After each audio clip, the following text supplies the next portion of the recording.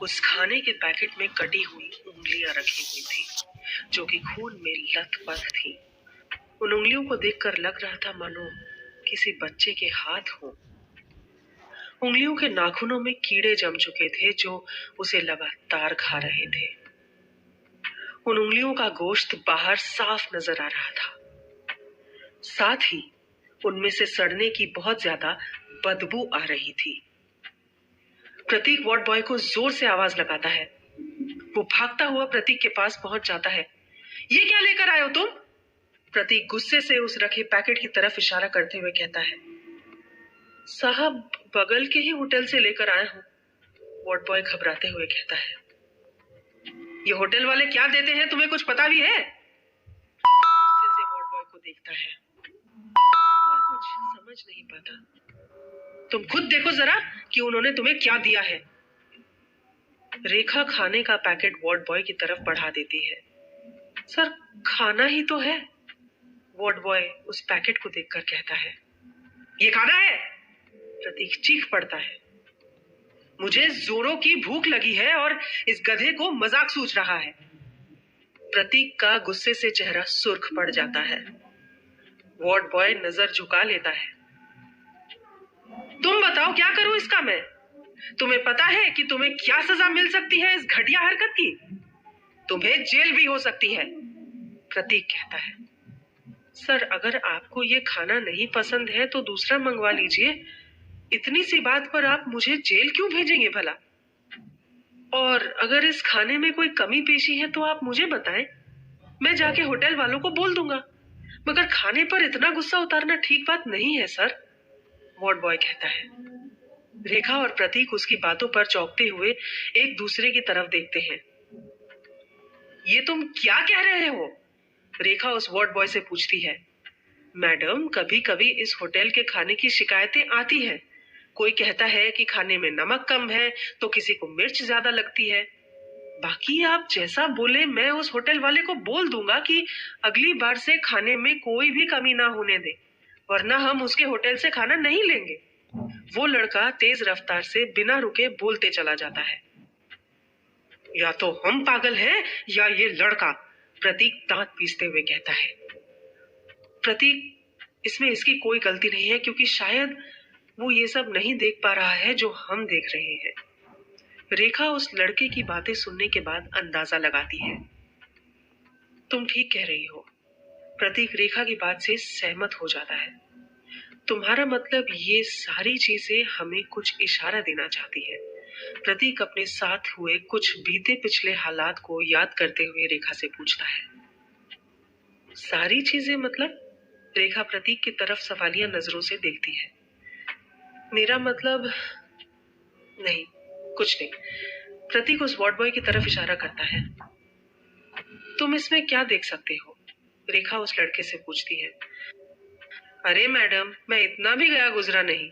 माना कि पढ़ाई में कच्चा जरूर था पर इतना भी मूर्ख नहीं कि इस सब्जी को पहचान ना सकूं। वो लड़का मुस्कुराते हुए कहता है। जो पूछा गया है सिर्फ उसका जवाब दो। रेखा उस लड़के को घूरती है। अरे मैडम आप क्यों गुस्सा कर रही हैं बेवजह?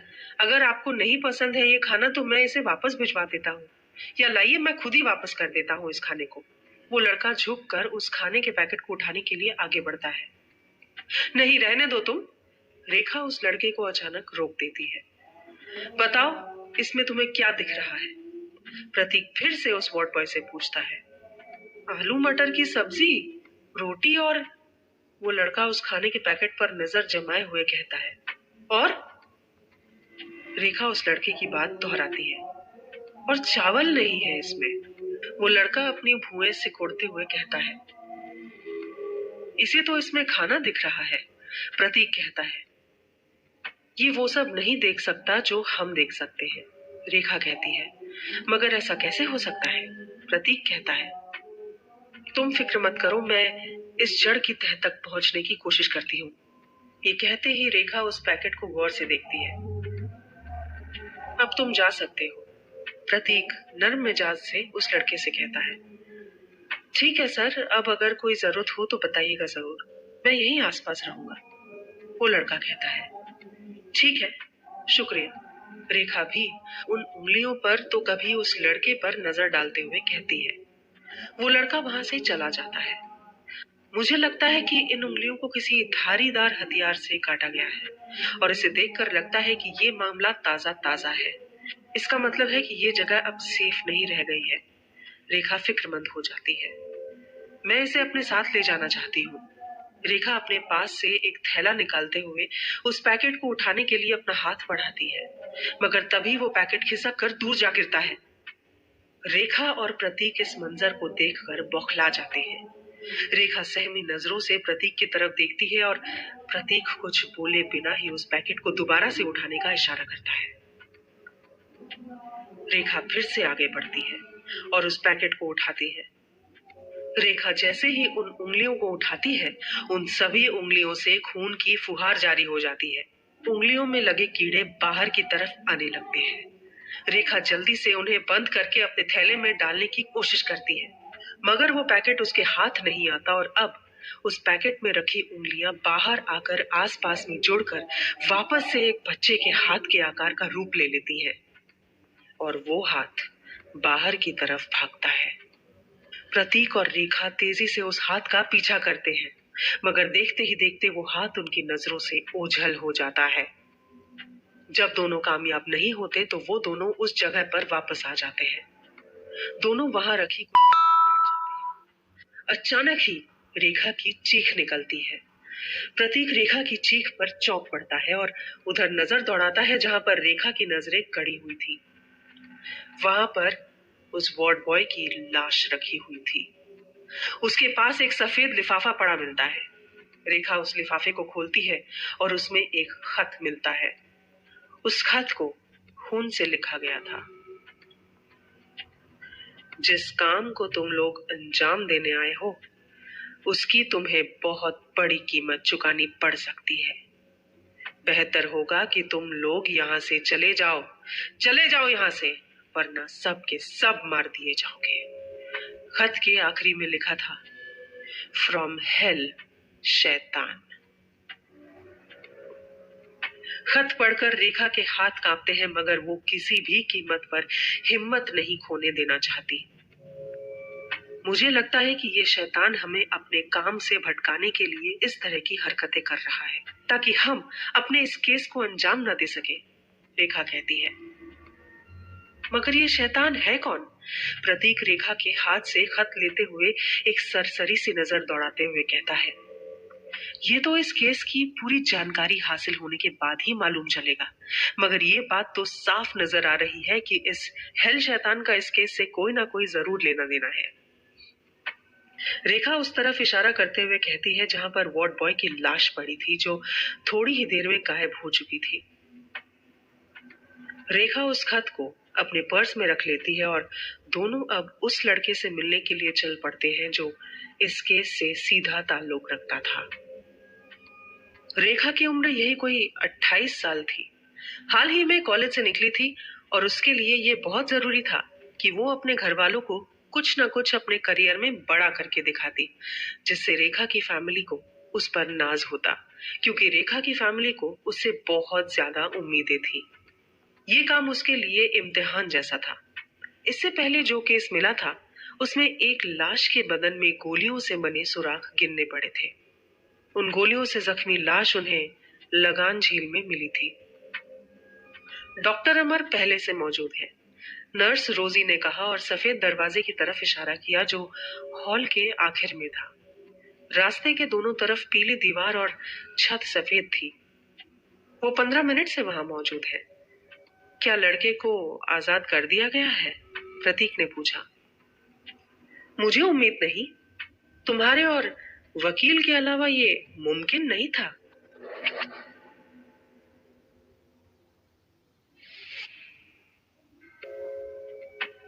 मेरा ख्याल है तुम्हारी साथी शायद वकील है, रोजी पूछती है। हाँ है, प्रतीक कहता है। मैं देखते ही समझ गई थी। तुम तो डॉक्टर अमर को जानते हो, वो अंदर बैठे हुए होंगे, रोजी कहती है। हमें देर हो चुकी है, हमें अंदर जाना चाहिए, प्रतीक कहता है। सुनो, ध्यान से अंदर जाना, वो लड़का बहुत खतरनाक है। मैंने आते जाते उसे देखा है। उसकी आंखों से चमकदार किरणें निकलती है। वो तो तुम्हें मार देगा। शुक्रिया, डॉक्टर प्रतीक ने कहा। निगरानी पर कौन है? प्रतीक ने पूछा। गुल दरवाजे पर है और बॉबी डेस्क ड्यूटी पर है, नर्स ने बताया। ठीक है। उसने रेखा की तरफ देखा। वो उस छोटी सी औरत से जान छुड़ाने में लगी हुई थी जिसे सब यहाँ बिल्ली कहते थे। वो दरवाजे की तरफ चला और नर्स रोजी अब उसके साथ थी और रेखा के पीछे। डॉक्टर, बेहतर है कि अंदर मत जाओ, अचानक देव ने कहा। वो पक्का कमीना है। क्या करें देव, ये तो हमारी ड्यूटी है। प्रतीक ने गहरी सांस ली। अरे लात मारो ऐसी ड्यूटी की दुम पर, जान है तो जहान है, देव ने कहा। प्रतीक ने कोई जवाब नहीं दिया और आगे बढ़ता रहा। प्रतीक नर्स के डेस्क के पास से गुजरा जहां मिसेस रूबी और मिसेस सोनिया की ड्यूटी थी। दरवाजा करीब आ चुका था। प्रतीक के थैले में जो कागजात और तस्वीरें थीं, वो सब उसके जहन में उभर आई थी। मगर वो एक साइकियाट्रिस्ट था और अपने काम में बहुत माहिर भी था। उसका पहले भी कई पागल मुजरिमों से वास्ता पड़ चुका था। उसे इनका तजुर्बा अच्छी तरह से था। प्रतीक को उन्हें देखकर तय करना होता था कि कोई शख्स मुकदमे में पेश होने के लायक है भी या नहीं। इस काम में उसे बहुत नगावरी भी बर्दाश्त करनी पड़ती थी। मगर ये मामला तो बिल्कुल अलग था। तस्वीरें, हालात, वो सफेद मकान जिसमें लोहे की खड़ी सलाखें लगी हुई थी, सब कुछ भिन्न था और परेशान कर देने वाला था। प्रतीक ने दरवाजे पर लगे हुए बटन को जोर से दबाया। अंदर घंटी गूंजी। दरवाजे पर शीशे वाले चौखट से उसने गुल को अपनी तरफ बढ़ते हुए देखा। गुल एक लंबा चौड़ा सुडैल सा आदमी था। उसके बाल क्रिस कट थे, आंखें भारी पपोटों वाली थी। वो चेहरे से किसी मासूमियत का पुतला जैसा दिखता था। प्रतीक को पहचान कर उसने दरवाजा खोल दिया। उसने प्रतीक का अभिनंदन किया और बोला, डॉक्टर, हमें तुम्हारा बेसब्री से इंतजार था। प्रतीक के अंदर आते ही उसने दरवाजा बंद करके फिर से ताला लगा दिया। डॉक्टर अमर कॉन्फ्रेंस हॉल में बैठे हैं, गार्ड गुल ने बताया। फिर उसने रेखा की तरफ देखा और पूछा, मिस, आप कैसी हैं? फाइन, रेखा ने कहा और डॉक्टर प्रतीक के पीछे हो गई। गुल साथ था। वो एक राहदारी में गए जिसका फर्श बहुत चिकना और हरे रंग का था। उसके दोनों तरफ ताला बंद दरवाजे वाले कमरे थे। ऊपर से लाइट और रोशनी का इंतजाम था। राहदारी के अंत पर एक इकलौती सफेद रंग की खिड़की थी जो घने जंगल की तरफ खुलती थी। उसमें जंग खाई हुई सलाखें लगी हुई थी। यहाँ पड़ी एक डेस्क के पीछे एक जवान शख्स बैठा हुआ था जिसने गुल जैसे ही सफेद कपड़े पहन रखे थे और वो कोई मैगजीन पढ़ने में व्यस्त नजर आ रहा था। उसके कानों में ईयरफोन्स लगे थे और वो शायद म्यूजिक सुन रहा था। प्रतीक को देखकर वो खड़ा हो गया। ये बॉबी था। उसकी आंखें बड़ी बड़ी थी और उसने नाक में एक सुंदर सी सुनहरी कील पहन रखी थी जो उसकी खूबसूरती पर चार चांद लगा रही थी। हेलो डॉक्टर, बॉबी ने कहा और फिर रेखा की तरफ आकर आदर से झुका। गुड मॉर्निंग बॉबी, क्या पोजीशन है? प्रतीक ने पूछा। चल रही है गाड़ी। मुलाकात की तैयारी पूरी है? प्रतीक ने पूछा। बिल्कुल, डॉक्टर अमर अंदर ही हैं। बॉबी ने उस दरवाजे की तरफ इशारा करते हुए कहा जिस पर कॉन्फ्रेंस रूम की तख्ती लगी हुई थी। क्या अरोड़ा को बाहर लाया जाए? बॉबी ने पूछा। हाँ, उसे बाहर लाओ, प्रतीक ने कहा। उसने बढ़कर दरवाजा खोला और रेखा से अंदर चलने के लिए कहा। रेखा उसके साथ अंदर की तरफ चल दी। अंदर फर्श पर लाल रंग का कालीन था। सलाखें लगी खिड़कियों में धुंधले शीशे लगे हुए थे जिनसे हल्की सी रोशनी अंदर आ रही थी। वहां एक लंबी सी इकलौती मेज रखी हुई थी जिसके एक तरफ 3 कुर्सियां रखी हुई थी। उनमें से एक पर गंजे सर और भूरी दाढ़ी वाला एक आदमी बैठा हुआ था।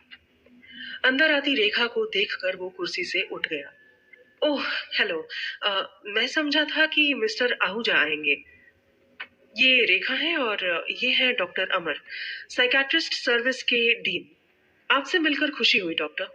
रेखा ने उनसे हल्की सी मुस्कुराहट के साथ हाथ मिलाते हुए कहा और उसने अपनी छतरी एक तरफ रख दी। उसने अपना भीगा हुआ कोट उतारा और वहां एक तरफ लगी खूंटी पर टांग दिया। कोट के नीचे उसने जैकेट पहन रखी थी, जैकेट और स्कर्ट। ठीक है, अब हम शुरू करते हैं, प्रतीक ने मेज के एक सिरे पर बैठते हुए कहा। फिर उसने अपना थैला सामने रखकर उस थैले को खोला। मैंने अरोड़ा को बुलाया है। वो कोई गड़बड़ तो नहीं कर रहा ना? प्रतीक ने पूछा। नहीं, डॉक्टर अमर ने कहा। जब से उसे यहाँ लाया गया है वो बिल्कुल शांत है। बस हिफाजत के ख्याल से हमने उसे बांध रखा है, डॉक्टर अमर ने कहा। बांध रखा है? रेखा ने हैरत से पूछा। मेरा मतलब है वो स्ट्रेट जैकेट में है, डॉक्टर अमर ने बताया। मगर आपने तो कहा था वो शांत और ठंडा है, फिर ये जैकेट क्यों? मिस रेखा, मैं जानना चाहता हूँ कि तुम्हें इस मामले के बारे में कितना मालूम है। मैं समझता हूँ कि आहूजा ने तुम्हें इस मामले के बारे में काफी कुछ बताया होगा। फिर तुमने अखबार और पत्रिका वगैरह में भी जरूर पढ़ा होगा इस बारे में। क्या तुमने पुलिस की ली हुई तस्वीरें भी देखी हैं? नहीं, मैंने इस बारे में किसी भी अखबार या पत्रिका में कभी नहीं पढ़ा, मगर मिस्टर आहूजा ने मुझसे कहा था कि वो एक फर्स्ट हैंड और ताजा राय चाहते हैं, रेखा ने बताया। ये सुनकर प्रतीक के होठों पर एक कड़वी सी मुस्कुराहट उभरी। फिजूल बात है, प्रतीक बोला। आहूजा को मालूम था कि तुम वो तस्वीरें यहाँ देखोगी। चलो यूं ही सही, मैं तुम दोनों को मायूस नहीं करूंगा।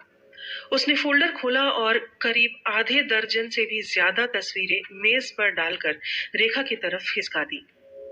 रेखा ने तस्वीरों की तरफ हाथ बढ़ाया ही था कि वो रुक गई। वो तस्वीर जो ऊपर थी, उसमें एक कमरे का दृश्य था जिसका सारा फर्नीचर टूटा फूटा और बिखरा हुआ पड़ा था। दीवारों पर भूरे रंग के धब्बे थे जो खून के स्प्रे की तरह थे। बड़े बड़े अक्षरों में किसी ने खून में उंगली भिगो कर लिखा था, हेल शैतान। इन शब्दों के साथ पीली रंग की दीवार पर गोश्त के लोथड़े चिपके हुए थे। उसे मालूम हो गया था कि वो इंसानी गोश्त है। रेखा ने उंगली के ऊपर वाली तस्वीर खिसकाई और दूसरी तस्वीर ने जैसे उसके दिमाग में कील ठोक दी।